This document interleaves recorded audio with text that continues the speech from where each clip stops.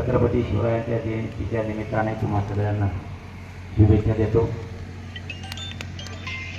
संत सेवालाल महाराजांच्या जयंतीच्या निमित्ताने आपल्या सगळ्या बांधवांना खूप खूप शुभेच्छा देतो.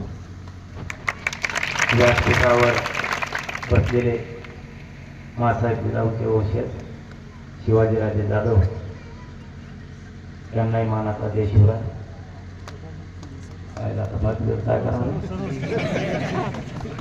बरं, व्यासपीठावर बसलेले सगळे बांधवांना माझ्या मानाचा जय शिवराय. कारण नावच माहीत नाही, तुम्ही तर चालू नाराज होऊ नका. दुसऱ्या बारीला नाव पाठ करतो.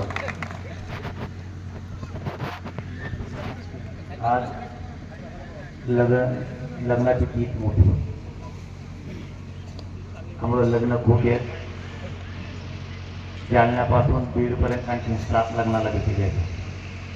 बाकीच्यांचा कसं तरी ॲडजस्ट होईल, फोनवरती शुभेच्छा दिल्या तरी, पण त्यातला एक असा आहे किंवा मग तुम्ही आल्याशिवाय मी लग्नच जायच नाही.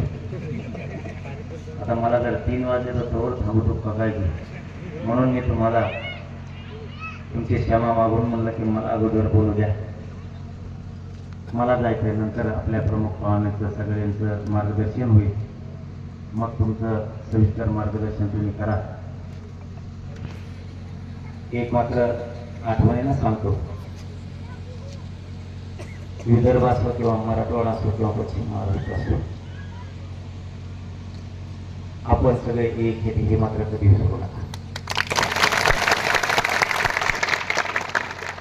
मराठा आणि कुणबी हा वेगळा दाखला गेला, पण सत्य इतिहास जर चालला तर मराठे आणि कुणबी ही एकच आहे. आपल्याला नाण्याच्या 2 बाजू लढणारे क्षत्रिय मराठे पण आपण असतो आणि जमीन शेती कसणारे मराठी पण आपण असतो. त्यामुळे हा वेगळा नाही.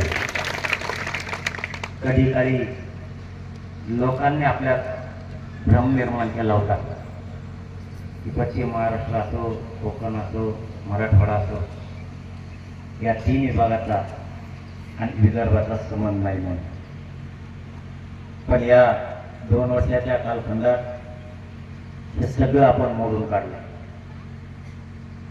या टोकापासून त्या टोकापर्यंत महाराष्ट्राच्या 4ही दिशा मराठा आणि कुणबी हे एकच आहेत.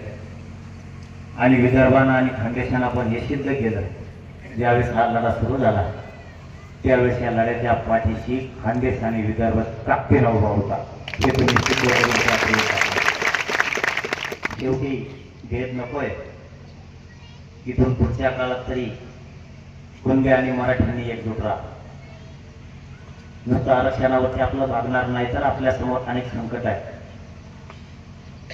हे संकट आणि आपले लेकरं बाळ जर आपल्याला प्रगतीकडे न्यायचे असले तर आपल्याला दोघांना एक विचारांना राहणं खूप गरजेचं.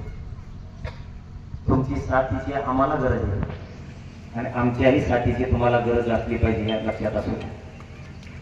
शेवटी कुठलं संकटी आणि त्या संकटावर कशी मात करायची तर ती फक्त एकजुटीनं करावी लागते.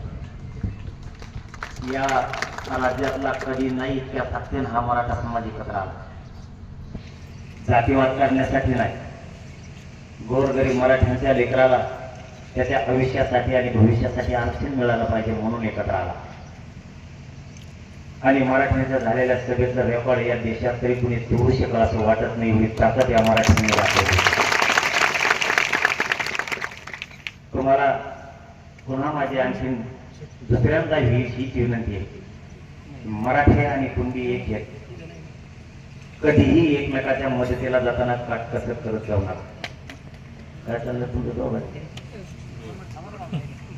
प्रमाणपत्र निघाले तर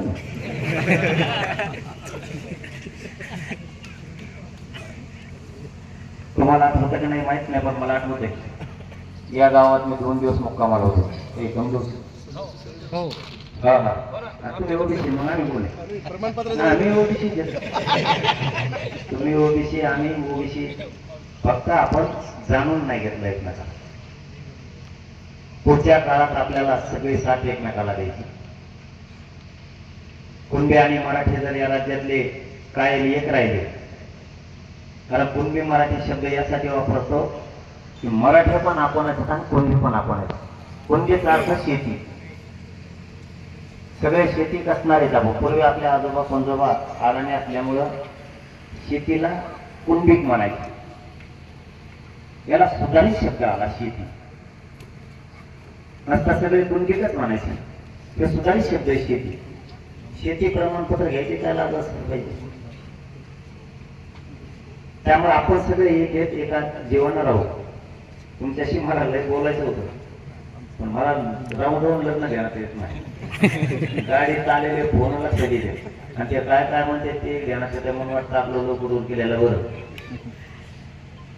तुम्हाला जर काही अडचण आली एक मुलगा म्हणून तुम्हाला आपला शब्द आहे आणि जे शब्द देतो तेव्हा आपण पाहतो.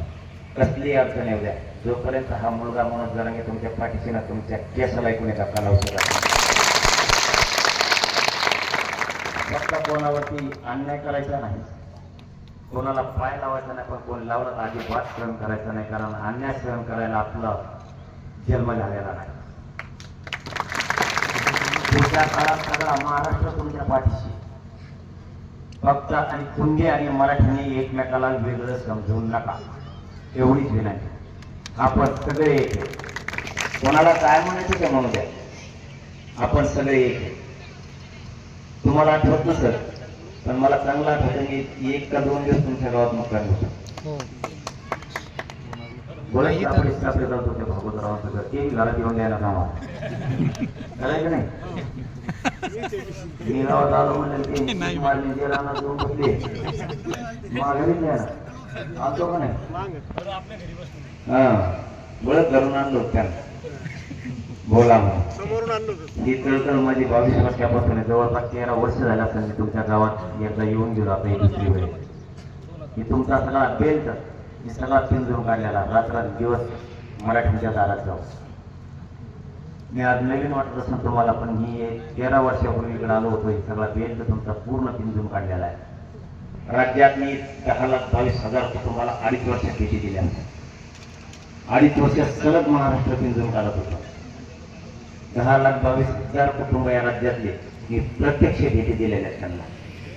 तुमच्या वाशिमच्या महागावपासून ते सिंधुदुर्ग रत्नागिरीपर्यंत आणि सोलापूर पासून ते पुढे जळगावपर्यंत 4ही बाजू 2.5 वर्ष मी 13-14 वर्षापूर्वी हे सगळे गावं पिंजून काढलेले.